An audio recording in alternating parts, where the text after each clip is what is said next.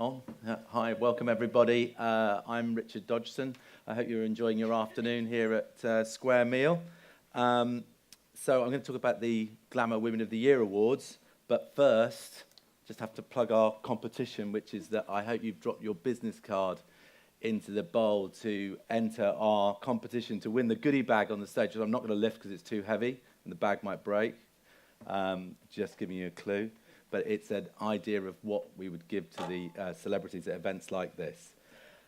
So if you haven't put it in already, please do. You can. Sarah and Ellen will be going around at the end as well, so you could do it then as well.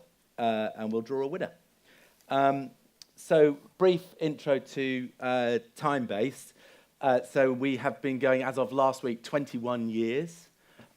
We've done some quite extraordinary events in our history. I think the one to start with is really the one that I completed a week last Tuesday, which was to do 20 years of doing the GQ Men of the Year Awards, which we do now at Tate Modern and was at the Royal Opera House for 14 years.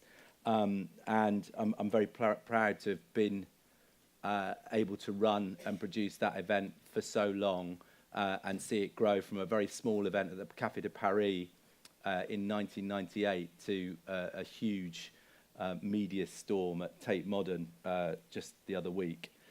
Other things that we've done, we did a launch for David Beckham with Armani in Selfridges, where we unveiled a poster on the front of Selfridges. It spawned an article in the Sunday Times which said that I stopped traffic with Beckham in his underpants.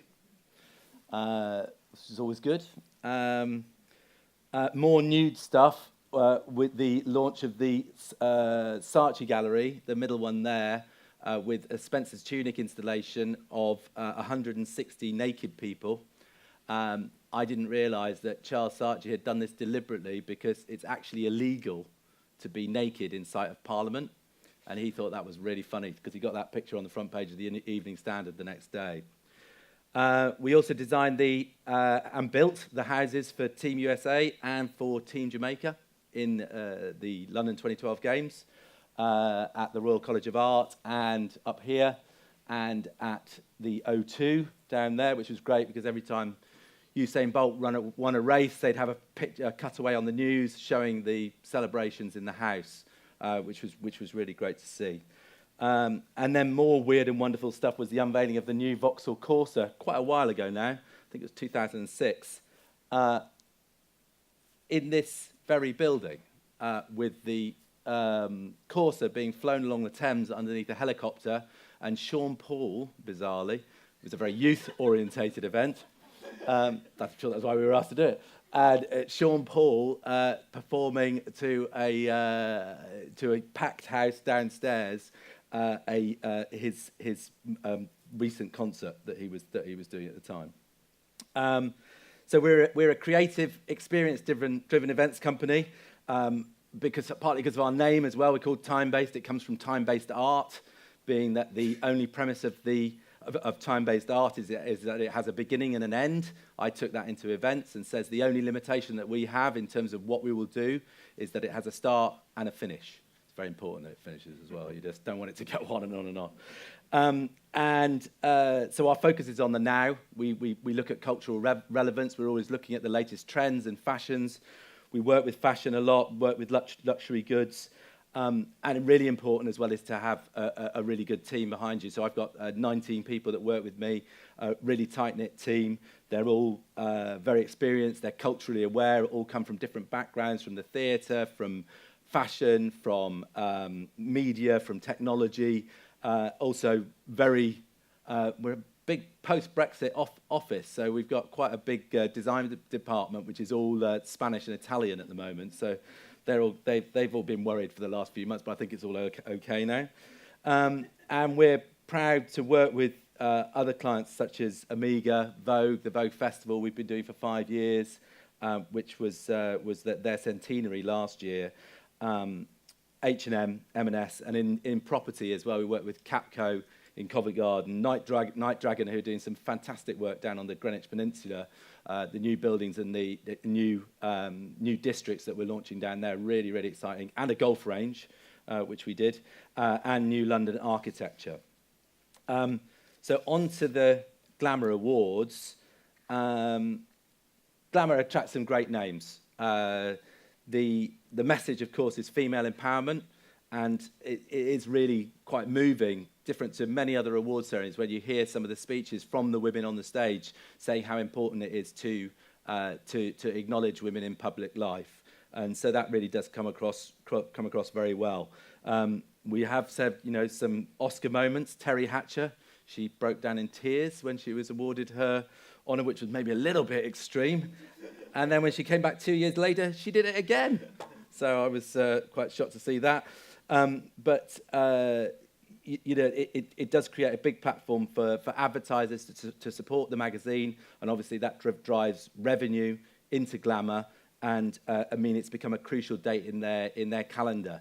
The awards themselves are voted by more than 600,000 readers. I'm told that's true, but that is based on their sort of hits on the website and the votes that come in. It gets international press coverage, and of course spreads that message of which is very powerful of female empowerment. And to give you an idea of the scale of the event, the Glamour Awards achieved an AVE value of more than £11 million, reaching almost 500 million people with over 2,700 articles. This year, Nicole Kidman was the most discussed winner, 125 items of press. Liam Payne, who seems to have an extraordinary amount of followers on Instagram, and looks like he's auditioning for Grange Hill when he arrived. He got 48,000 mentions across social media. Some of the top mentions were, as I say, about the sort of female empowerment message, which was very strong from Jennifer Hudson, Jordan Dunn, Winnie Harlow, and the others pictured on the slide. Who attends? So you've seen some of them already. We've actually had the current Prime Minister at the Glamour Women of the Year Awards, and she wore leopard skin shoes. She's very, very hot on shoes, is Theresa May. Helen Mirren, James Corden hosted for 3 or 4 years. We've had Graham Norton host as well, and more recently Claudia Winkleman and Jennifer Saunders. Then you can see some of the great names, both from the US and the UK, such as Sigourney Weaver, which was great to have her. The one that I did want to mention was Victoria Beckham, because she's been to the Women of the Year Awards twice, and the first time that she came, she wore a Chanel hot pants, which I think we got on the picture. There, yes. And we basically could have gone home as soon as she walked through the door, because we had the front page of every single paper the next day. It got massive media coverage, and it was basically all because of that picture. So that was quite extraordinary. I love Victoria Beckham, and we worked with her on Rockaware. I've worked with her on Vogue Festival. She also tends to turn up to all the events that I do with David as well. So it's all good. Makes your security a bit of a problem, but she's great. In the first year we did it, on bottom right, Girls Aloud were so excited and so grateful to be there, and always saying thank you, and saying it was a real honour for them to be there and to be invited. And I defy you to recognise them now. Which one is Cheryl? And then we have, of course, the sort of more outrageous speeches, such as Amy Schumer, which you can watch on YouTube. It's all on YouTube now, which was so funny but so rude. And this year, Jennifer Hudson, I mentioned already, she gave a brilliant speech that really summed up the whole evening, talking about giving women a platform to be acknowledged, appreciated, and see reflections of themselves, of their greatness and what they do as women that they find inspirational. Some of the memories from our team, apparently Stormzy this year came with an Uber. Now, we have 40 Audis that bring the celebs to the event, and we had an Uber driver turned up who said he was there for Stormzy, but he had no idea where he was or where he was going, I'm told. Somebody stepped on Holly Willoughby's dress as she was being shot, and then there was this awkward moment, shame of that, and we've had many moments of dress fixing, but one of the funniest was Jennifer Saunders fixing Naomi Campbell's dress with safety pins in the loo. So that must have been this year. Then on to managing the event and what we do in terms of the venue. So the venue is in Berkeley Square, in the centre of Mayfair. It's a marquee build, so it's built from the ground up. We do the whole thing. We do a second event there now as well. One of the most extraordinary things about it is, and you learn some really bizarre things as you go through doing a job like this, but the trees in Berkeley Square are the most expensive trees in Britain. And one of them is insured for over £1 million, which is, again, extraordinary fact. But given that, you have to be quite careful when you're working around them. And I always am there at 7 o'clock in the morning when we've loaded in the trucks overnight to make sure that that first beam that goes in at the very top end of the square is exactly aligned to where we want it to be, so that when it gets built all the way down the square, it then ends up where we want it to be at the bottom. The nuances of marquee building. And of course, it's developed over the years as well. We've got to the sort of the biggest capacity that we can without actually going through the trees. There's an event there at the moment called Lepardo, run by a very good friend of mine, and she actually has exhibition halls with the trees going through the roof. We haven't gone that far yet. Security-wise, we manage that with Pace. We work with them. They do a lot of the Leicester Square premieres, but they do all of our big high-profile celebrity events. We work with the police as well. It used to be the case that we used to have police officers at the event, and then 5 or 6 years ago, there were discussions about whether the police should be saying how many officers they should have, which then becomes an awkward conversation about cost. And then it came from the police that they said, if you can't manage your event without police, then you shouldn't be doing the event, which I think is the right approach. And so we do these events without police support. I have to say that they do drive-bys in cars throughout the evening and just check that everything is okay, because obviously there's a lot going on with traffic and those sorts of guests arriving there as well. But then, of course, it was a week or so after the London Bridge attack that we had this year's event on June the 6th, and so we had to take extra measures on that in terms of sort of bag searches, ensuring that the press were fully accredited before they came onto the site. But we're also managing the fans as well. So fans turn up literally from 7 o'clock in the morning. You'd be amazed that there are 30 or 40 people who will come with a packed lunch, with a chair, sit there for the whole day waiting for the 6:30, 7 o'clock arrivals, and then to get their autographs and get their selfies with Nicole Kidman or whoever it is. So we have to manage that. We used to put the fans on the pavement around the edge of the square, and then it became clear for us that was too dangerous. We had to develop a whole Harris fencing system whereby it was screened, because you could stand on the other side of the road and it would be a danger if you were stood on the pavement or walking into the road looking at a celebrity coming out of a car. So we had to avoid that happened, and then possibly getting run over. Notwithstanding the fact that the photographers, who are in a different league now to 20 years ago, where they turn up on mopeds, they're trying to get shots of the girls as they get out of the car, and they literally throw themselves in front of cars, which is quite difficult to manage, because when you're not within our event area, it's the public highway, so we have no control over what people do. And also the police have very little ability to stop people walking into the road. They can advise them not to.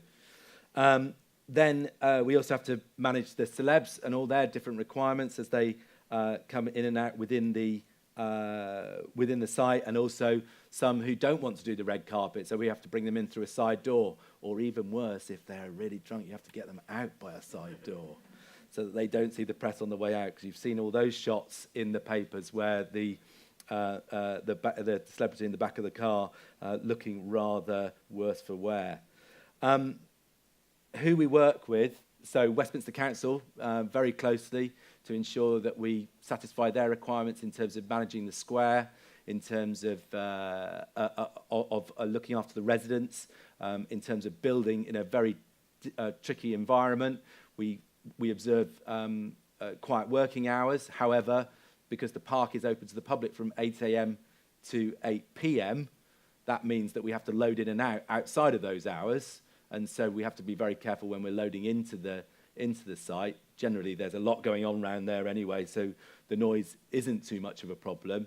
But we do have to be very mindful of that with forklift trucks and vehicles reversing and all of that sort of stuff.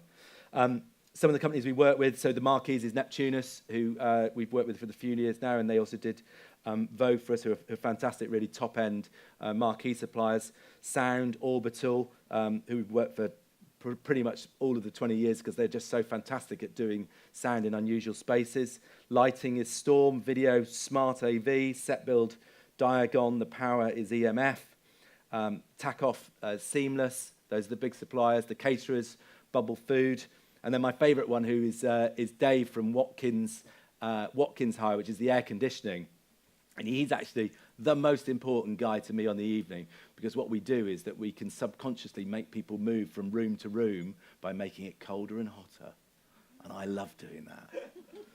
So just turn the temperature down, and everybody goes, oh, it's a bit cold, we'll just move into the next bit. And they don't have to move them ourselves, because if you're asking people to move when we're moving on to the next stage of the event, it's sometimes quite difficult for them to do that when they're standing and chatting. So some of the talking points. The food, always interesting. This year we had birdcage canapes served from a birdcage, and also pizza boxes. There was pizza actually in takeaway boxes that were served. And we also had, in 2013, we had a whole lipstick dessert, which was chocolates and lipstick, which was all edible. Flowers, we've had flower walls, a Cointreau bar, which was extraordinary, where the whole back wall was made of yellow and orange flowers. The neon centerpieces, which we had this year, and all different elements that just make for these Insta moments, these moments where people are posting on social media. We even set up a little area now, top right, which we did this year, so that when the bigger names, so you go through the press run, the big celebs go through the press run, and then they always take them aside, and there's Richard Young and Dave Bennett, who do the standard in our Rex and Getty, and they will then take the celebrities and shoot them in this little area here, which is some of the shots that you'll see of the bigger names. But all of that, of course, has to be managed in terms of the way that is coordinated going through the venue. But some great funs that we've had with sort of building trees in the centre. The marquee itself has a courtyard in the middle, which is here, which means that we actually designed this, or I came up with this idea because the previous publisher of Glamour was a smoker, and I knew that he really wanted to smoke at the event. So when the smoking rules came in 2000 and something, 9 somewhere, we then decided that we were going to create a Roman courtyard in the middle, which does actually, because I checked with London Fire Brigade, qualify as being a smoking area so that the publisher could smoke. And actually that idea has lived on and has become very popular, and people love it. And it is the only event that we go to now where you come home the next day, as I used to many years ago, and your clothes just stink of fags. But it makes for a great party space in the middle of Berkeley Square. Also, you've got the clear roof marquees, which means that you see the trees. And of course, we have this wonderful transition which goes from daytime when people arrive to then it gets dark as the award shows start. People come out, we light the trees. We do things like put pea lights or fairy lights here across the marquee, which just makes it all very magical and an amazing feeling right in the middle of London. And obviously we enhance it with extra natural items.